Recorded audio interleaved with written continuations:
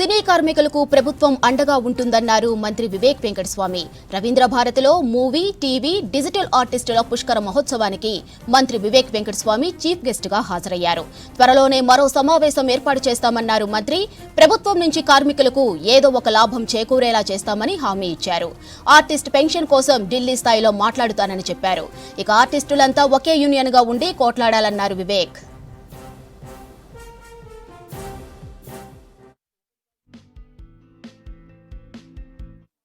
Junior ఆర్టిస్టులు అందరూ కూడా మంచిగా ఉంటారు అనుకుంటారు అందరూ కూడా.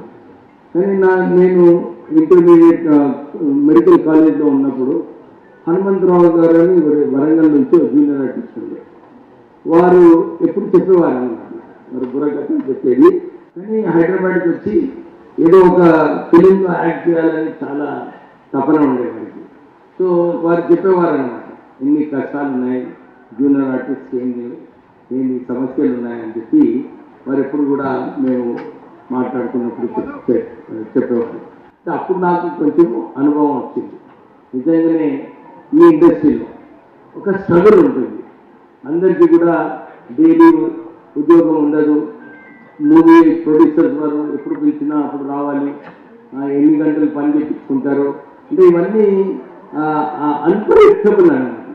ఇలాంటి ఇండస్ట్రీలో మీరందరూ కూడా పనిచేస్తున్నారు, వారికి భద్రత కల్పించాలి. ఈరోజు కూడా ఇండస్ట్రీ చాలా పెద్దగా అయింది. అందరు కూడా 200 crore ప్రాజెక్ట్ అంటారు, 300 crore ప్రాజెక్ట్ అంటారు. కానీ మీరందరూ మీ సమస్యలు ఏదైతే చెప్తున్నారో ఇప్పుడే చాలా నిజంగానే మీ అందరికీ ప్రభుత్వం తరఫు నుంచి కూడా ఏదో ఒకటి మీకు భద్రత కల్పించాలి. నేను ఎస్పెషలీ లేబర్ మంత్రిగా ఉన్నాను.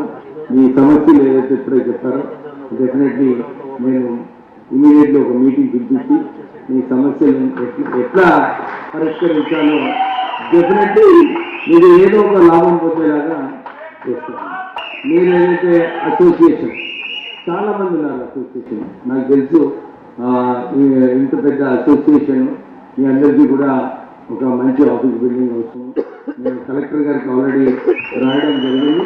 మళ్ళీ ఒకసారి ముఖ్యమంత్రి గారితో కూడా మాట్లాడి లేదు, మన జూనియర్ ఆర్టిస్ట్కి మనం వారికి ఆదుకోవాలి, వారికి ఎలాగైనా ఈ ల్యాండ్ అలాట్ చేయాలని చెప్పి ఒక 200 acres సార్ చాలా మంది ఉన్నారు ఇక్కడ డైలాగ్ ఆర్టిస్ట్, వారికి గుర్తింపు ఉండాలని చెప్పి చాలా మంది వచ్చారు ఇక్కడ.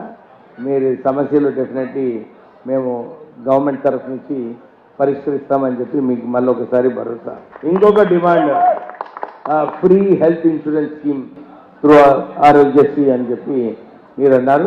సో ఇది కూడా మనం ఆరోగ్యశ్రీ స్కీమ్లో ఎట్లా ఇంక్లూడ్ చేయాలని చెప్పి నేను ముఖ్యమంత్రి గారితో మాట్లాడి చేపిద్దాం. ఇది ఎట్లా ఆరోగ్యశ్రీ స్కీమ్ అయితే డెఫినెట్లీ చేయించవచ్చు. ఇంకోటి Indiramma houses, Indiramma double bedroom houses కాదు, ఇందిరమ్మ స్కీమ్ ఇది ఈ కాంగ్రెస్ ప్రభుత్వంలో. ఎందుకంటే ఇంతకుముందు కేసీఆర్ గారు డబుల్ బెడ్రూమ్ ఇల్లు అన్నారు, అది చాలా తక్కువ ఇల్లు ఇక్కడ సిటీలో కట్టారు. ఎవరికి అందరికీ కూడా లాభం పొందలేదు.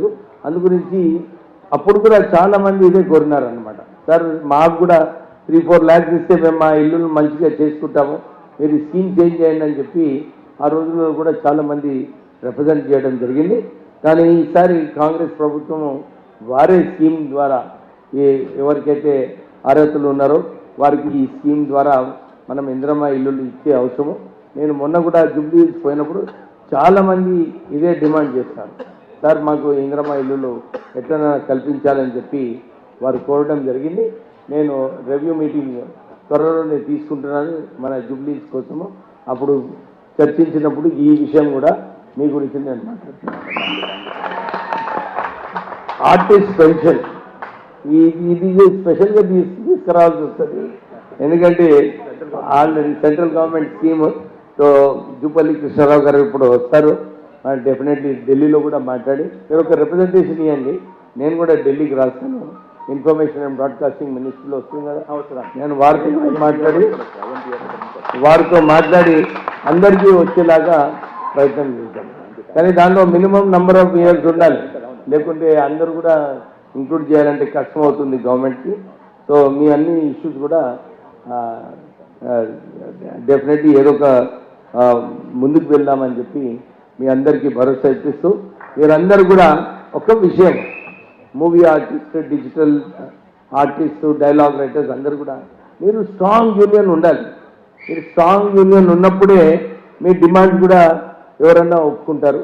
సో మీరందరూ కూడా 10 యూనియన్లు చేయకండి, ఎందుకంటే 10 యూనియన్లు చేస్తే మళ్ళీ అది డైల్యూట్ అయిపోతుంది.